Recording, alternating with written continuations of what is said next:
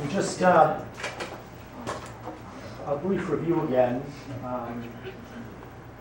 about the unnaturalness of that act, okay, which can be known from reason, because it's lacking complementarity, physical and emotional. That's why the homosexual sodomy is considered unnatural. God has revealed this, okay, in Scripture, in the book of Genesis, as we see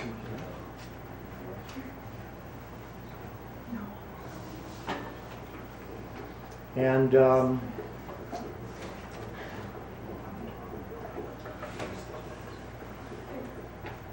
Saint Paul talks about, this is his quotation from 1 Romans. They have no excuse, although they knew God. They did not accord him glory as God and give him thanks. Instead, they became vain in their reasoning, their senseless minds darkened. God handed them over to impurity, to lust of the heart, mutual degradation. They exchanged the truth of God for a lie, a creature rather than the Creator they revered and worshipped. Therefore, God handed them over to degrading passions. Females exchanged natural relations for unnatural. Males did the same. Okay? And the conclusion here, God, the creator of human nature, has revealed that homosexual sodomy is unnatural. It's gravely sinful. It is a sin that cries to heaven for vengeance. Actually, the Catechism talks about this, but it comes from the book of Genesis. The Lord said, the outcry against Sodom and Gomorrah is so great, their sin so grave, and then he will go down to visit them, okay? Now, unnatural, what does that mean? It means contrary to human nature as it's adequately understood, okay? As it's adequately understood from reason. And as I pointed out Friday, the ancient Greeks and Romans did this not only at the time of Sodom and Gomorrah, okay? And the U.S. Supreme Court ruling in the Domestic Marriage Act, which was struck down by the Supreme Court just a few months ago, the arguments they made, well, this is evolving. Well, I made the point that human nature doesn't evolve. It's the same. It's consistent. And I started to talk Friday about the Catechism. Okay, this is what the Catechism of the Church says, and this comes under chastity. Okay, that's where you find it in the Catechism. Homosexuality refers to relations between men or between women who experience exclusive or dominant sexual attraction towards persons of the same sex. Great variety of forms throughout the centuries, different cultures. Its psychological genesis remains unexplained, basing itself on Scripture, presents homosexual acts as acts of grave depravity. In tradition, okay, we not only go by the Bible, and as Catholics we go by tradition, what the Church has taught throughout the ages. And guided by the Holy Spirit, the Church has always taught that homosexual acts are intrinsically disordered, contrary to the natural law. They close the sexual act to the gift of life, do not proceed from genuine affective and sexual complementarity. Okay, so I put a note there that as far as its psychological genesis remaining unexplained, well, now we're having an understanding of the genesis of it. Okay? I talked about the Catholic Medical Association, and there are studies with clinical tests and counseling with people. They put down their views, but I want to read the Catechism. This is the next paragraph, which we never got to on Friday. Okay, the number of men and women who have deep-seated homosexual tendencies isn't negligible. This inclination, which is objectively disordered. Okay, now, see, the previous paragraph said that the act is disordered.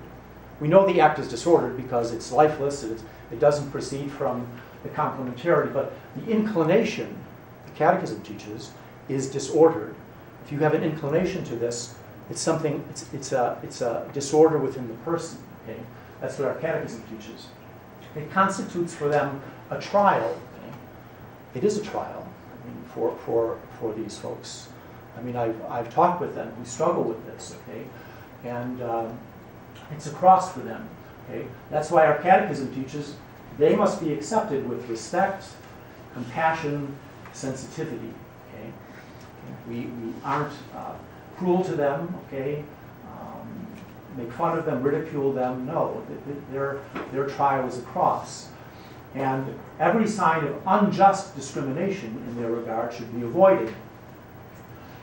These persons are called to fulfill God's will in their lives, and if they are Christians, to unite to the sacrifice of the Lord's cross the difficulties they may encounter from their condition. Now, Cardinal Joseph Ratzinger, does anyone know who he is? Cardinal Joseph Ratzinger. You know who? He later became Pope Benedict. Okay, he issued a document in the late 1990s. Okay, where he said, okay, we don't want to engage in unjust discrimination towards people with a homosexual tendency. However, it is just to discriminate in some areas. Okay? For example, we don't hire teachers in schools, someone who would be, in a Catholic school. We can justly discriminate. Okay? As someone who's a cross-dresser or something. Okay, we wouldn't hire them because no, you're not going to foist your immoral lifestyle if they were promoting it upon children. Candidates for the priesthood, okay, barred if you have a homosexual inclination. That's how the church got into trouble, as I pointed out, okay, because they allowed men to be ordained who then were preying on adolescent boys, and the result was a lot of sexual abuse. Okay, horrible. And paragraph 2359 in the Catechism, it says that homosexual persons are called to chastity by the virtues of self-mastery that teach them inner freedom, at times by the support of disinterested friendship, meaning you don't want to be hanging around with someone who's encouraging you to do this activity, okay? By prayer and sacramental grace, they can and should gradually and resolutely approach Christian perfection. Now, I put Francis Cardinal George from Chicago, he said that for anyone to claim they cannot live a chaste life is to deny the power of Christ's death and resurrection. Everyone can live chastity. Okay? We're all called to live a chaste life. If someone is single, that means you don't engage in sexual activity. Okay? Or celibate, like myself, okay? Or a consecrated virgin. Okay? If you're married, then you can engage in this.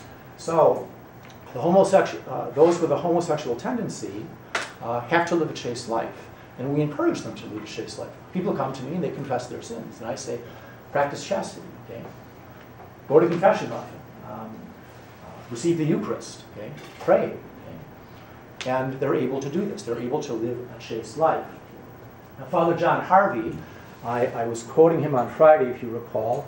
Father John Harvey, he's the founder of Courage. It's a group that challenges people to live a chaste lifestyle, okay?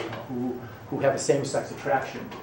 And he's worked with men with a same-sex attraction for decades. Actually, Father Harvey just died a couple of years ago. And he said there's only one orientation, heterosexual. Okay? A homosexual tendency is an objective disorder. That's what the Catechism teaches. Okay? The main factors leading to a homosexual tendency all have to do with environment. Okay? Family, school, adolescent, grew up in a bad family, the school. This is what he found from his experience in dealing for decades with hundreds and hundreds of men who had the same sex attraction. Okay? Now, the Catholic Medical Association, in agreement with the Catechism of the Catholic Church, considers the same-sex attraction a disorder. And I put the appropriate language there, okay? And this inclination is objectively disordered. Now, I'm actually glad that Katie brought up the information she did, because it caused me to do some more research in this area, especially of the American Psychological Association. Okay? Up until 1973, that association classified the homosexual condition or same-sex attraction as a mental disorder. Okay? That's how psychologists, psychiatrists in the American Psychological Association, and there's an American Psychiatric Association, they classified it as a disorder. But in 1973, they declassified same-sex attraction as a disorder. Why did they do that? Well, one of the reasons is they had pressure from the gay rights lobby to do this. Okay? And I'm going to read a statement here from the former president of the American Psychological Association. Okay, this is published, this was last year in LifeSite News. LifeSite News is a pro-family, it's a Catholic website.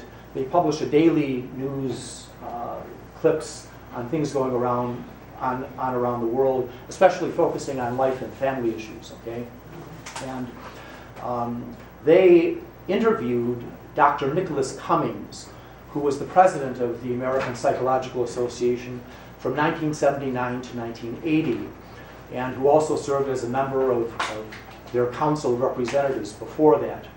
And he gave an interview with representatives of the National Association for Research and Therapy of Homosexuality.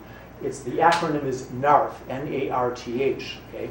These are the doctors and medical professionals that I know, that I've worked with. Okay? And Cummings, in this interview, said that the American Psychological Association's problems began with the rejection of the Leona-Tyler principle, which required that all public positions of the APA be supported by scientific evidence. He said they started changing pretty dramatically in the 1980s, especially, beginning in the 70s, and by the mid-1990s, this principle was absolutely forgotten. Political stances seemed to override any scientific results. The gay rights movement sort of captured the APA. Okay? So they took over there. Okay? And that's actually why a number of the good Catholic psychologists, they left the American Psychological Association and founded the National Association of Research and Therapy for Homosexuality, because they saw where the APA was going. Okay? It was just politically motivated by the gay rights activists. And Cummings, he says, and this is a man he says, I'm not personally opposed to the homosexual movement, including gay marriage. Okay, he's not a Catholic. But he said that he was the author of the motion to strike homosexuality from the APA's list of mental illnesses. And he says, this is him quoted, okay, I made the resolution that being gay was not a mental illness, that it was characterological, okay? And that passed the Council of Representatives for the APA, and that was the first issue that came up. I also said that the APA, if it passes the resolution, will also vote to continue research that demonstrates whatever the research demonstrates. Unbiased, open research. That was never done, he says. So they never did the unbiased, open research. They just did this and then didn't support it with the research. And then he said, he recalled his own work with homosexuals, okay, who wanted to leave the gay lifestyle. And he says, and this is just a personal statement of his, it's a difficult therapy. It's not huge in terms of numbers, and this is why the stance that you can't ever change is absurd. Okay? He says, no, with his own experience, it shows that you can change from a same-sex attraction or to an opposite-sex attraction. Okay? And he's Cummings' position as past president of the APA and as the author of the motion to remove homosexuality from its list of mental illnesses parallels that of another past president of the APA, Dr. Robert Spitzer, who led the efforts to declassify homosexuality as a mental illness 2 years earlier, 1973. Okay? Spitzer became critical of the American Psychological Association and Psychiatric Association in the following decades, and authored a study in 2000 indicating that highly motivated homosexuals can be successful in altering their sexual preferences. I read this because we are at the very heart of the culture war on this issue, you see. Because the APA, although it hasn't taken an official stance on what they call reparative therapy, getting men from a same-sex attraction, or individuals, men or women, to an opposite sex, they've poo-pooed the idea and said, well, there's just not the research there. Well, there is the research there, okay? And it's been very successful. Now, I'm going to read an article here, an interview from one of the founders of the National Association for Research and Therapy of Homosexuality. He was a former APA member, and he, well, actually, before I read that, I'm going to just put up again here what I was showing on Friday in regard to the Catholic Medical Association. Okay, their statement, homosexuality and hope. Even the title of it is very good because it gives. This is meant to give homosexuals hope that they can change, that they can detect the causes for their same-sex attraction. And their statement was based upon years of studies. In fact, they footnote them. You can just Google homosexuality and hope. You'll see all the footnotes, all the psychological studies, years of research by therapists, okay? They conclude that a number of factors can contribute to the same-sex attraction. Now, one thing, someone asked me this question on Friday after class, okay? We were saying that if you've had this happen, you turn out this way. No, okay? These are factors that can contribute to someone's having same-sex attraction, okay? And these factors are what the counselors have seen in counseling men, okay, as to the causes of this. They see it over and over again, okay? The most prevalent is alienation from the father in both males and females, but especially in males. Dr. Joseph Nicolosi says he's never met a homosexual who didn't have a serious problem in a relationship with his father. Okay? That seems to be a core issue all the time, always, okay? That it doesn't mean you're going to turn out that way, but it's a contributing cause, okay? The father is abusive, hostile, distant, alcoholic, or not present. Overprotective mothers, okay? That can be a cause too. They see this in men that they counsel, okay? Because that's with boys. With girls, the mother was emotionally unavailable, okay? A lack of coordination or failure to identify with other males, okay? You can't play the games in your sideline. You get to feel different, okay? And the last one, sexual abuse or rape, okay? Which really damages people. I'm a former prosecutor, okay? I prosecuted offenders of children, and I would say some of the worst crimes. I think it is the worst crime. It's worse than murder, in my opinion, to sexually abuse a young child, because they're so damaged psychologically, emotionally, spiritually. They're a mess when they grow up. Okay, they're just it's horrible. And I worked with these cases, and I saw the damage that it does. Okay, it's really horrible.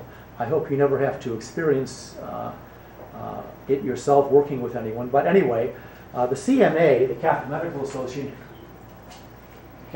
Association, concludes that if preventive measures are taken, the same-sex attraction is preventable. Okay?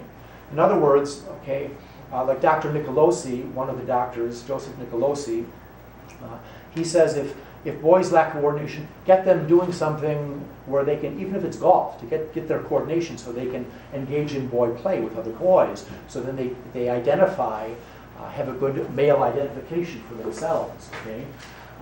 Now, the Catholic Medical Association and the good doctors who deal with these cases, they don't rule out the possibility of biological factors. Okay. But the thing is, there's no proof yet of this, okay? It's speculative at best. There's no hard scientific proof with longitudinal studies, okay? For example, okay, for years, for decades, the gay agenda, they promoted the gay gene, okay? Until the evidence was not there. They dropped it, okay? Now, what Katie brought up on Friday was the possibility of hormones affecting this, okay? And I'm glad you did, because I did some research on this, and the sheet that you handed me, okay, on the bottom of that sheet, okay, you had the sources for this, okay? Now, here's one of the sources, and I'll show it to you, okay? No, well, yeah, we want to, okay. Okay, this was actually one of the sources I pulled off. Okay, please. Okay, this is one of the sources. This was the website that was on the bottom of the sheet you gave me, and this is the article. Okay, now it talks about, the title is the hormones affecting. Okay, now this is what it says: due to similarities in twin sexual orientations, prenatal environments may also affect sexual orientation. You see the word "may" there. Okay, that's not how it's often reported. Okay, it's often reported that, well, this is the cause of it. No, may affect sexual orientation. Studies in rats and sheep suggest by manipulating testosterone during fetal development, the result may be homosexual behavior. Okay, during the 2nd to 5th month of prenatal development, a critical period may exist where hormone level exposure influences sexual orientation. Well, those are speculative studies, okay? Believe me, if this were proven, we'd be seeing this on the evening news every night, because they'd say, oh, we have definite proof of this. None of this has been clinically proven, especially with longitudinal studies, meaning that, okay, you're going to check someone from birth and see if they turned out this way. Okay. They just come up with this. They have no studies which would support this yet. Okay? Certain traits of homosexual people lie halfway between straight males and females. Lesbians' hearing systems, gay men's fingerprint ridge counts. Okay, well, these are all counterclockwise hair whorls. I mean, this is highly speculative. Okay, and about spatial locations, how people think. Okay, well, I'll say this too. Testosterone levels can be affected with homosexual men. Because they ingest high testosterone levels in their bodies, because their bodies are absorbing male semen. Okay, this can affect the way they think. Okay, it can affect the brain. We're not ruling that out. Okay, but that's for those who practice it. Okay, now what I found interesting, and this is right from the website. Okay, they say at the bottom. Okay, many researchers are cautious of the above findings. Other theories suggest that factors that influence temperament may influence sexual orientation. Okay, and someone says, well, genes may influence temperament. And, okay, well, this is all speculative. And the last sentence here: though findings are not concrete, today researchers are leaning toward a biological explanation for sexual orientation. Those who do believe in the biology tend to be more accepting of homosexuality. You say that's an understatement.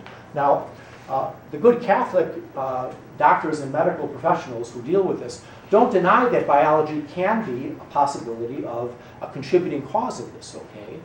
Like these other things. But this has not been proven.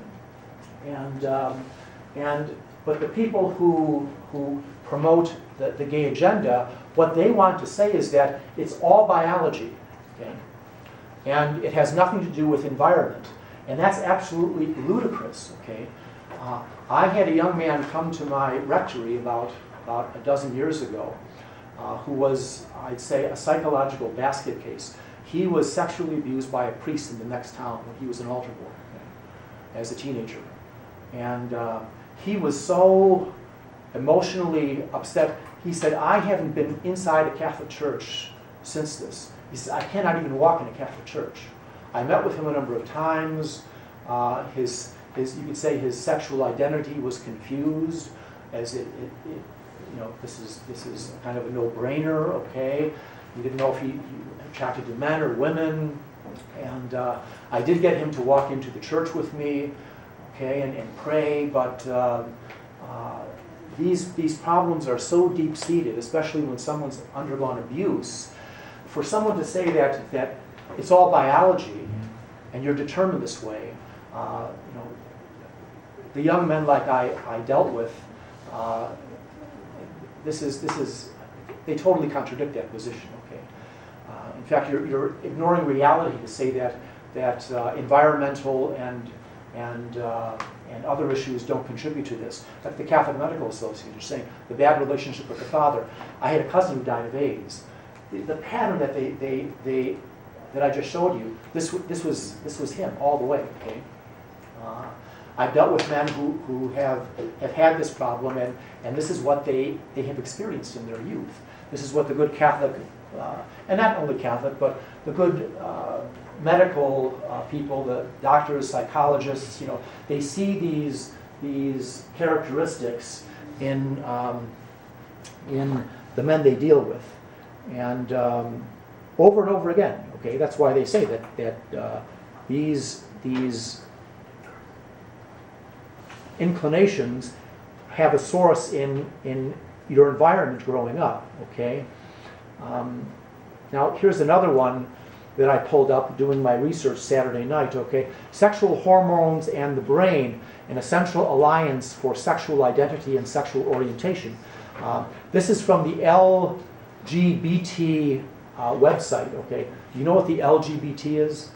Okay, it's lesbian, gay, bisexual, transgender organization. Okay, they are promoting this because they want to say that this is all biological. There's nothing environmental, and you can't change. Okay, and this is two big researchers from the Netherlands. Okay, and this was an abstract from their study. The fetal brain develops in utero in the male direction through action of testosterone. Okay, nerve cells, and the female through the absence of the surge. And well, they say if there's a surge or lacking a surge, this can result in male homosexuality. But the bottom line is what I've underlined there. Okay, because this shows you the bias of these folks. Okay, there was no indication that social environment after birth has an effect on gender identity or sexual orientation. This is ludicrous. I mean, this is actually laughable. Okay. I mean, anyone who's dealt with this issue knows that your social environment and the way you're brought up affects our psychological state. Okay? I mean, to say it doesn't is you're out of touch with reality. Okay, so the people that promote this have an agenda, a definite agenda. Okay, and anyway, this was. A doctor talking about the gay gene, and how this is not possible, because they did studies with identical twins and longitudinal studies. I mean, long-range studies. And if an identical twin has the same-sex attraction, chances the co-twin has it are only about 11% for men, 14% for women. That was the Australian study. Okay, and the predominant things that create homosexuality in one identical twin and not in the other have to be post-birth factors.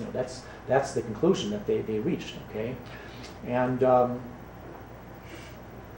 in the U.S., they did similar studies. They found only 7.7% for males, 5.3% for females of identical twins, lower than the 11 and 14% in Australian studies. Okay, and even more remarkable, most of the changes occur without counseling or therapy. Changes from a same-sex attraction. Okay, what he pointed out here, I think I went down too far. He pointed out that about half of the homosexual, bisexual population in non-therapeutic environment moves toward heterosexuality over a lifetime. About 3% of the present heterosexual population once firmly believe themselves to be homosexual or bisexual.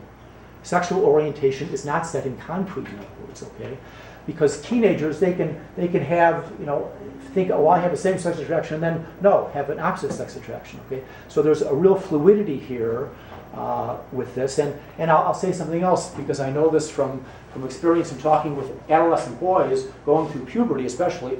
They get to be 13, 14 years old, and they're not attracted to girls yet. Okay? Girls tend to be attracted to boys earlier, they mature faster. But boys, this is not natural for boys at 13 and 14 to be attracted to girls. Okay? Sometimes they may be, but oftentimes they're not. And the boys at 13 or 14, they may think, well, no, I'm just not attracted to girls yet. Does that mean I'm a homosexual? Well, no, this is just a developmental stage. Okay?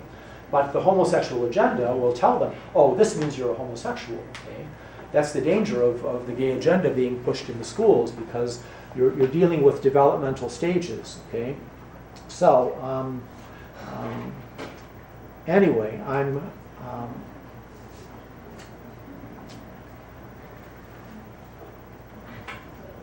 okay, this is the NARTH website, but before I get there, I'm going to go back to my sheet here. Okay. Now I'm going to read Dr. Joseph Nicolosi, okay, one of the former APA member, okay, who American Psychological Association, one of the founders of NARTH, okay, because he saw where they were going with their agenda. And this was an interview he gave to the Zenit News. Zenit is a Catholic news organization, zenit.org. You can get it, just subscribe to it. It comes out every day. And he explained that NARTH has been actively working on a research project. This was actually a few years ago, this interview, 2009, compiling scientific data to dispute the American Psychological Association's claim on homosexuality, targeting 3 unscientific assumptions that form the basis of their policy. 1, psychotherapy does not change homosexuality. It does. Okay? He's one of the leaders in this. Thousands of men he's counseled. Okay? Hundreds and hundreds he brought from a same-sex attraction to opposite-sex attraction. Once he gets them to realize the genesis of it, okay? They had an abusive father or overprotective mother, or they were sexually abused, okay? Second, trying to change the homosexual person will harm him. Okay? Now, this is the newest claim by the gay rights agenda. In fact, okay, in 2 states already, they have barred reparative therapy. In California, where Dr. Joseph Nicolosi lives, Governor Jerry Brown, who was a former Catholic seminarian, but he's not Catholic anymore, okay, he signed a bill passed by the California legislature, which passed the bill due to intense pressure of the gay rights agenda, to say reparative therapy, trying to get men to change their orientation or their attraction from same-sex to opposite sex, is illegal. Okay? Well, they're fighting this in court now because this violates your First Amendment right. Okay? And think about this. For someone like the young man who was sexually abused by the priest, okay, that came to me, to say that I can't counsel him to get to the bottom of his same-sex attraction because this might harm him. This shows how we're really in a culture war. Okay, Governor Chris Christie of New Jersey just signed a similar bill. Okay, anyway, the third misconception of the APA: there is no greater pathology in homosexual persons than in heterosexual persons. In other words, this isn't a disorder. What does our catechism teach? It's a disorder. Okay? You are not ordered rightly if you're attracted to people of the same sex. Okay? God doesn't make you this way. Okay? There may be even biological factors which we haven't yet discovered, but definitely there are environmental factors which influence this. And I'll say something else. That this is my own theory. Okay? With the rise of it seems, well, the latest CDC, Center for Disease Control, figures are that they say 2% of the population identifies himself as same-sex attraction. Okay? 2%. Okay? And that has increased over the years. Well, one of the reasons that could account for this is the high rate of divorce, especially over the past 20 years, and boys growing up without fathers. Okay, that could explain this. Okay, A biological factor that I think could be a contributing factor is something called progesterone. Do the women in the class know what progesterone is? Does anyone know? The women in class, do you know what that is? It's a female hormone. Okay, right. Pardon me? Estrogen. Okay. And progesterone. Yeah. Well, I'll just stick with estrogen. Okay. Estrogen. Okay. Female hormone. And the estrogen levels of the birth control pill, okay, has high levels of estrogen. Okay. When women take that pill and they pass their urine into the toilets and that goes out into the lakes and waters, okay, they have found in Lake Michigan extremely high levels of the female hormone estrogen, which everyone's drinking. Okay. In Washington, to make my point even more strong, okay, in Washington D.C., in the Potomac River, okay, because there are many women working in Washington who don't want to have children, they're on the birth control pill. There's extremely high levels of estrogen in the waters of the Potomac River, and they're finding large numbers of fish that are androgynous, either female or have no sex. They're not males, because they're absorbing the female estrogen in their bodies. Okay? Yes? I think there's a little more to that one, because in DC they got this like old paper plant, and they used to just like dump all its pollutants just like straight into the Potomac. Well, I mean, it could be that too, but I mean just like a mix of those things. Like, well, actually, the researchers who have done this, they attribute the cause to the estrogen in the water, okay? Yeah. Because they see the high levels of estrogen. In other words, the male fish are turning out male fish because they're absorbing all these female hormones in themselves. Okay, so what might that do to people that are drinking water? Okay, that's why I use Brita, because I actually John Cass wrote an article about this in the Chicago paper a few years ago, saying that people are consuming in their water high levels of estrogen because it's in the water. Okay? Anyway. Okay. Getting back to my point at hand here, Dr. Nicolosi. Okay, if you could just listen. Okay, Dr. Nicolosi says. The APA is not governed by scientists, but by political interests now. There has been no new data to justify their policies, but they tend to give in to social and political pressure. He says the APA has diminished its position, saying homosexuality is biologically determined. Okay? Because as a scientific organization, you just can't say it's biologically determined. You're not being scientific by saying that, okay? He says they have dropped the specific reference to a hypothetical gay gene. He says, though, that they are now beginning to recognize that homosexuality is also due to environmental factors, not just biological elements. I and many of my colleagues at NARTH believe it is more environmental than biological. Okay. Yes, please. How can you say that the APA is biased, but the Catholic Medical Association isn't biased? Like, it's Catholic in the name. You know they're going to be biased. Biased in regard to what, though? To, like, their gay research. Biased, you mean, when he's saying biased, he means that they're putting forth statements without scientific proof. That's what he means. Okay. The Catholic Medical Association is not doing this. Okay. So no, just a minute. No, you have to understand that. Okay. No, Brett, I'll answer. Jet, I will answer your question. Okay. So, okay.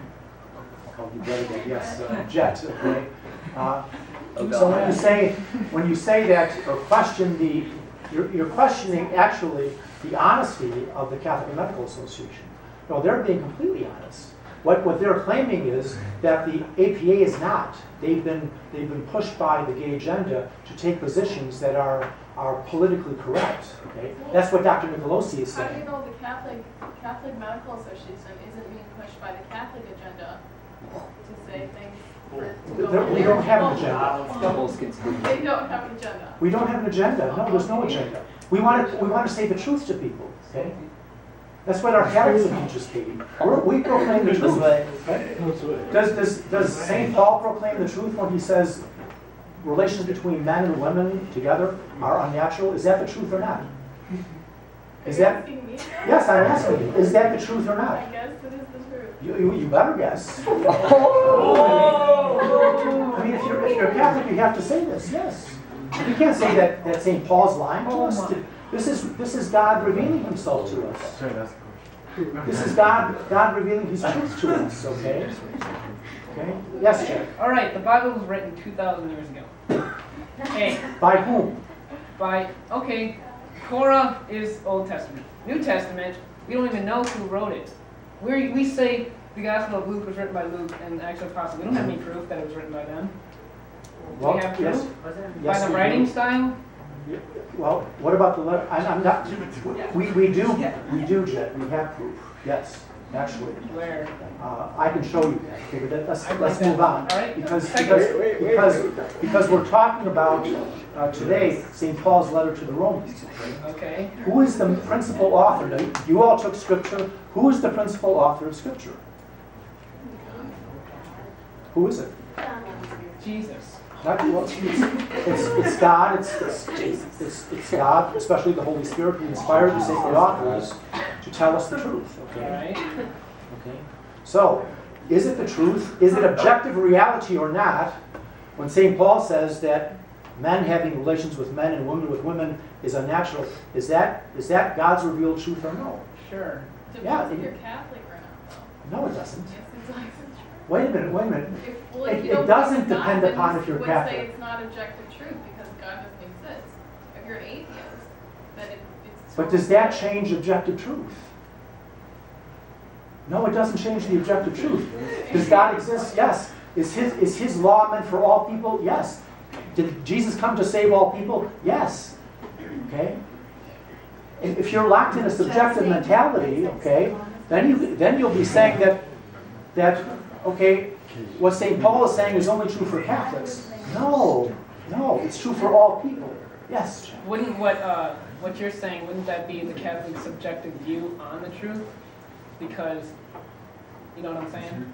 Well, but the bottom line is it subjective truth or not? It could be the Catholic subjective truth, and they're saying it's their objective truth. But is it objective truth or not? See or no? Yes or no? Is it objective truth or not? Maybe. I don't know. Does God exist or not? Apparently by the law of movement. The law of what? God exists. The law of what? Movement. Okay. Yeah. There it is. The law of movement, okay. Do you understand now why I began my class talking about objective reality versus subjective reality? Because people are today so locked in this subjective mindset that they cannot see that there is objective reality, okay? What God has revealed to us is truth, okay? Okay? So, just wait, just a minute. What God has revealed to us is the truth about the human person, okay? What God has revealed to us in the Old Testament about God made the male and female is the truth objectively, okay?